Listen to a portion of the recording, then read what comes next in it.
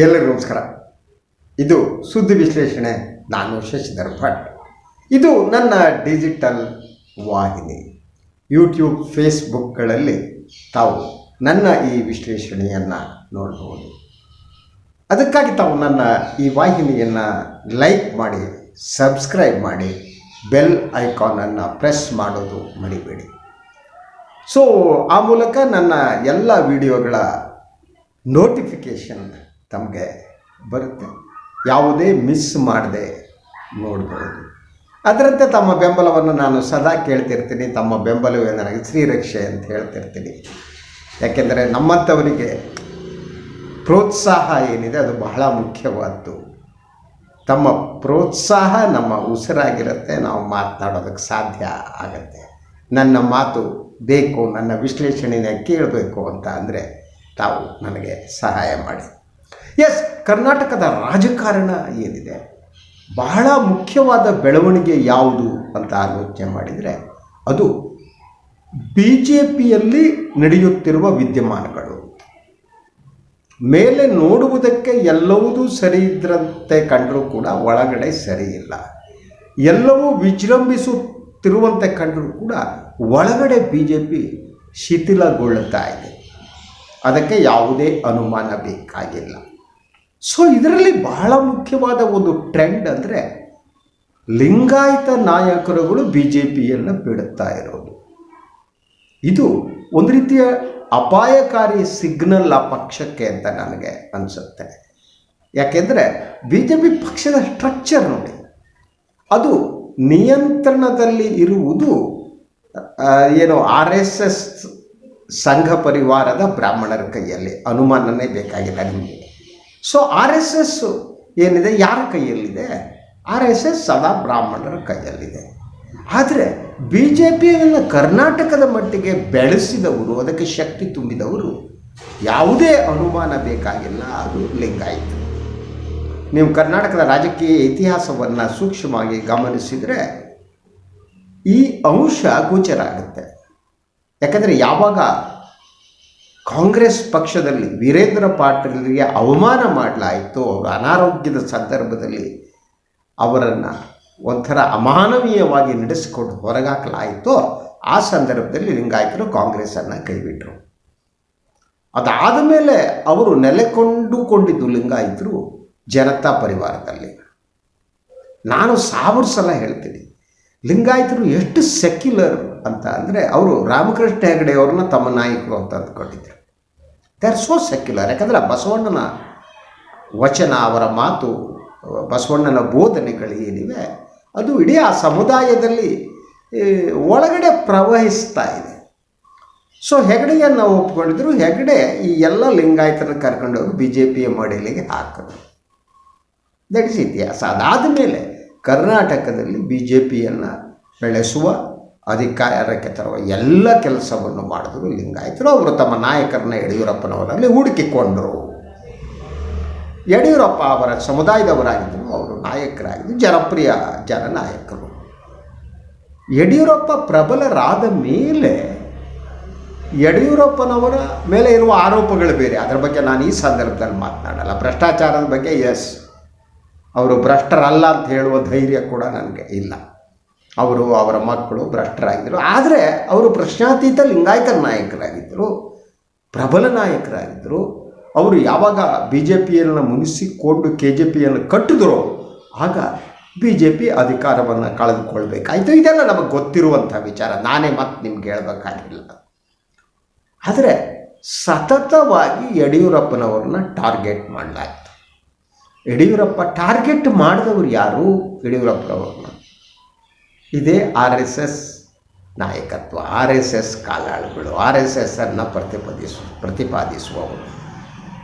ಯಾಕೆ ಮಾಡಿದ್ರು ಯಡಿಯೂರಪ್ಪನವ್ರು? ಹಾಗಿದ್ದರೆ ಭಾಳ ಸ್ಪಷ್ಟವಾಗಿ ಯಡಿಯೂರಪ್ಪ ಉಳಿದ ಸಂಘ ಪರಿವಾರದಷ್ಟು ಕಬಿನಲ್ಲಾಗಿರಲಿಲ್ಲ. ಆಗಕ್ಕೆ ಸಾಧ್ಯವೂ ಇಲ್ಲ ಕಣ್ರಿ. ಅವ್ರು ಏನೇ ಅಂದ್ಕೊಳ್ಳಿ ಅಷ್ಟು ಸುಲಭ ಅಲ್ಲ. ಅವರಿಗೆ ತಮ್ಮ ಜಾತಿ ಬಗ್ಗೆ ಪ್ರೀತಿ ಪ್ರೇಮ ಇರ್ಬೋದು, ಆದರೆ ಕಮ್ಯುನಲ್ ಆಗ್ಬೋದು ಭಾಳ ಕಷ್ಟ ಲಿಂಗಾಯತರಿಗೆ. ಅವ್ರು ಕಮ್ಯುನಲ್ ಆಗಲ್ಲ, ಬಿಕಾಸ್ ಗ್ರೇಟ್ ಬಸವಣ್ಣ. ಸೊ ಆದರೆ ಯಡಿಯೂರಪ್ಪ ನೀವು ಅವ್ರ ಅಧಿಕಾರಕ್ಕೆ ಬಂದಾಗ ಒಬ್ಬ ಮುಸ್ಲಿಂ ಮಂತ್ರಿಯನ್ನು ಮಾಡಿದ್ರು ಅನ್ನೋದನ್ನು ಮರಿಬೇಡಿ. ಮೊದಲು ಈಸ್ ದಟ್ ಟೈಪ್ ಆಫ್ ಇದು. ಅದರಂತೆ ಸದಾ ಕಮ್ಯುನಲ್ ಟೆನ್ಷನ್ಗಳನ್ನ ಉಂಟು ಮಾಡಿದವ್ರಿಗೆ ಈ ರೈತರ ಬಗ್ಗೆ ಇಷ್ಟ ಅವ್ರು ಮಾತಾಡ್ತಿದ್ರು. ಆದ್ದರಿಂದ ಅವರು ಮೊದಲನೇದಾಗಿ RSSನ ಕೆಂಗಣ್ಣಿಗೆ ಗುರಿಯಾಗಿ ರಾಜಕೀಯವಾಗಿ ಅವರನ್ನು ಎಲ್ಲಿಗೆ ಸರಿಸಬೇಕಾಯ್ತೋ ಅಲ್ಲಿಗೆ ಸರಿಸಲಾಯಿತು. ಈಗ ಲೇಟೆಸ್ಟ್ ನಮ್ಗೆ ಗೊತ್ತಿದೆ ಯಾರ್ಯಾರು BJP ಅವರು ಬಿಟ್ಟರು, ಲಿಂಗಾಯತ್ ನಾಯಕರುಗಳು ಅಂತ, ಜಗದೀಶ್ ಶೆಟ್ಟರು, ಸೌದಿ ಎಲ್ಲ. ಸೊ ಲೇಟೆಸ್ಟು ಇವತ್ತು ಐನೂರು ಮಂಜುನಾಥ್. ಹಾಗಿದ್ರೆ ಇದು ಯಾಕೆ ಇದು ಏನಾಗ್ತಿದೆ BJPಯ ಒಳಗಡೆ? ಅಲ್ಲಿ ನಡೀತಾ ಇರೋದೇನು? ಮೇಲ್ ಪ್ಯಾಚಪ್ ಮಾಡಿ ಮಾತಾಡ್ಬೋದು ನೀವು, ಹಿಂದುತ್ವ ಅಂತ ಮಾತನಾಡ್ತಾ ಹೋಗ್ಬೋದು. ಆದರೆ ಆ ಹಿಂದುತ್ವ ಏನಿದೆ ಅದು ಯಾವ ಮಾದರಿಯ ಹಿಂದುತ್ವ? ಪ್ರಶ್ನೆ ಕೇಳ್ಕೋಬೇಕು, ನೀವೇ ಕೇಳ್ಕೊಳ್ಳಿ. ಯಾವ ಮಾದರಿಯ ಹಿಂದುತ್ವ ಅದು? ಬ್ರಾಹ್ಮಣರ ನಿಯಂತ್ರಣದಲ್ಲಿರುವ ಹಿಂದುತ್ವ ಅಲ್ವಾ? ಈ ಕಾರಣಕ್ಕಾಗಿ BJPಗೆ ಬೆಂಬಲ ನೀಡುತ್ತಿರುವ ಲಿಂಗಾಯತರ ಒಳಗಡೆ ಒಂದು ಅಸಹನೆ ಇತ್ತು.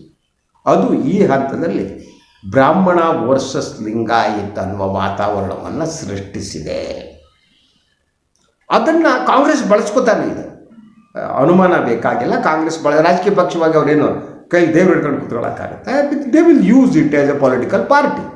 ಅವರು ಅದನ್ನು ಬಳಸ್ಕೊತೋಗಿದ್ದಾರೆ. ಲಿಂಗಾಯತ್ ನಾಯಕರನ್ನು ತಮ್ಮ ಪಕ್ಷಕ್ಕೆ ತೆಗೆದುಕೊಂಡು ಅವರ ಮೂಲಕನೇ BJP ಒಳಗೆ ಏನು ನಡೀತಿದೆ. ಸಂತೋಷ್ ಏನಿದ್ದಾರೆ, ನಾನು ನಿನ್ನೆನೂ ಒಂದು ಸಂತೋಷ್ ಬಗ್ಗೆ ಮಾತಾಡಿದೆ. Santosh is representing RSS. Santosh is representing Hindutva. Santosh is representing ಬ್ರಾಹ್ಮಣ್ಯ.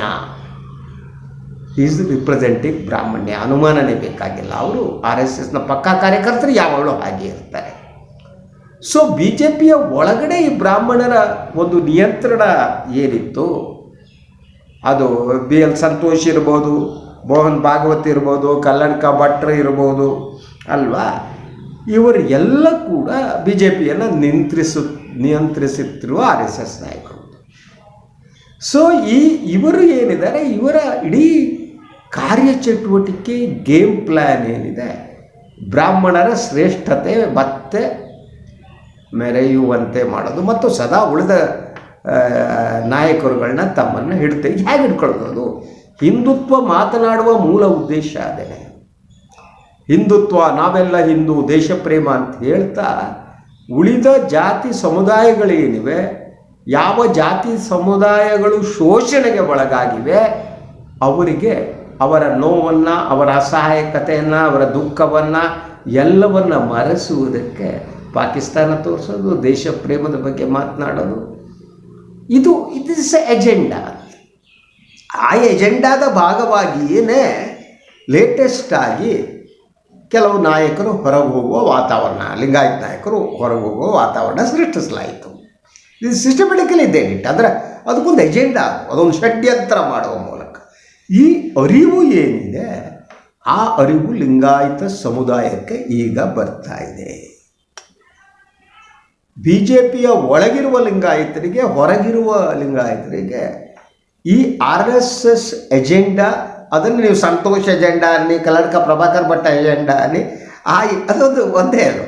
ಆ ಎಜೆಂಡಾ ಯಾವುದು ಅನ್ನುವ ಅರಿವು ಲಿಂಗಾಯತ್ ಕಮ್ಯುನಿಟಿಗೆ ಬರ್ತಾ ಇದೆ. ಸೊ ಈ ಅರಿವಿದೆಯಲ್ಲ, ಲಿಂಗಾಯತರಿಗೆ ಮೊದಲು ಅರಿವು ಮೂಡಿಸಿದವನೇ ಬಸವಣ್ಣ. ಆ ಅರಿವು ಯಾವ ರೀತಿ ಅರಿವು ಇತ್ತು ಅಂತಂದರೆ, ಅವರು ವೈದಿಕ ಪರಂಪರೆಯನ್ನು ವಿರೋಧಿಸಿ ಕಟ್ಟಿದ ಧರ್ಮ ಅದು ಲಿಂಗಾಯತ ಧರ್ಮ. ಆ ಅರಿವು ಬರ್ತಾ ಇದೆ ಈಗ. ಸೊ ಬಸವಣ್ಣ ವೈದಿಕ ಪರಂಪರೆಯ ಕಟು ವಿರೋಧಿಯಾಗಿದ್ದ. ಬಸವಣ್ಣ ವೇದ ಪುರಾಣಗಳನ್ನು ತೆಗೆದು ತಿಪ್ಪೆಗೆಸೆರಿ, ಹೊರಗೆಸೆರಿ ಅಂತ ಹೇಳಿದವನು ಬಸವಣ್ಣ. ಲಿಂಗ ಪೂಜೆಯನ್ನು ಕಲಿಸಿದವನು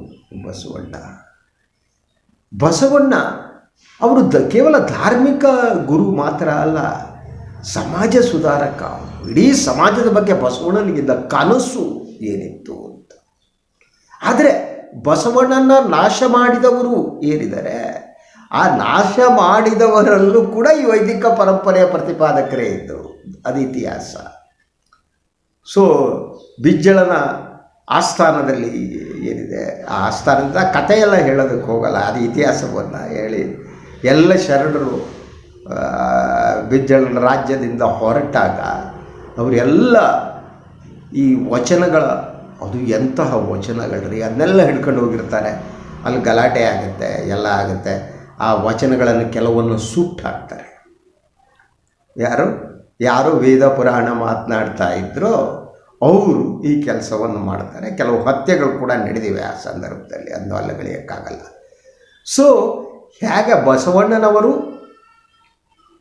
ಯಾವಾಗ ಇಡೀ ಸಾಮಾಜಿಕ ಕ್ರಾಂತಿಯನ್ನು ಮಾಡುವುದಕ್ಕೆ ಹೊರಟಿದ್ರು, ಆಗ ಅದನ್ನು ವಿರೋಧಿಸಿದ ಜನ ಯಾರಿದ್ದಾರೆ ಅವರೇ ಈ ವೇದ ಪುರಾಣದ ಜನ. ಆ ಜನನೇ ಇವತ್ತು ರಾಷ್ಟ್ರೀಯ ಸ್ವಯಂ ಸೇವಕ ಸಂಘದ ಮೂಲಕ BJP ರಾಜಕಾರಣವನ್ನು ನಿಯಂತ್ರಿಸಿದ್ದಾರೆ.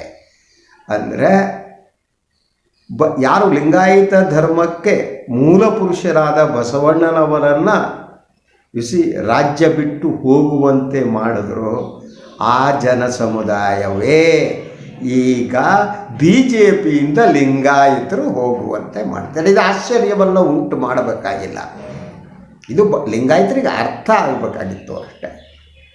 ಆ ಕೆಲಸವನ್ನು ಮಾಡಿದ್ದಾರೆ. ಅದಕ್ಕಿಂತ ಈಗ ಹೇಳಿದ್ರೆ ಒಂದು ಅರಿವು ಮೂಡಿದೆ ಅಂತ. ಆ ಅರಿವು ಏನಿದೆ, ಲಿಂಗಾಯತರಲ್ಲಿ ಬರುತ್ತಿರುವ ಈ ಅರಿವು BJPಯ ಒಳಗಡೆ ತಲ್ಲಣವನ್ನು ಉಂಟು ಮಾಡಿದೆ. ಆ ಕಾರಣಕ್ಕಾಗಿ ಇವತ್ತು ಲಿಂಗಾಯತ ನಾಯಕರ ಸಭೆಯೊಂದನ್ನು ಕೂಡ ಯಡಿಯೂರಪ್ಪ ನೇತೃತ್ವದಲ್ಲಿ ಕರೆಯಲಾಗಿದೆ ಎನ್ನುವ ಮಾಹಿತಿ ಇದೆ.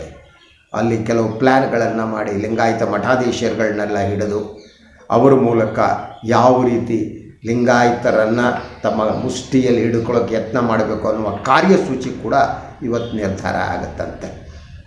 ಆದರೆ ಬಹುತೇಕ ಈ ಲಿಂಗಾಯತ ಮಠಾಧೀಶರಲ್ಲಿ ಎಲ್ಲರೂ ಕೂಡ ಬಸವಣ್ಣನ ಅನುಸರಿಸ್ತಾರೆ ಅಂತ ನಾನು ಅಂದ್ಕೊಂಡಿಲ್ಲ.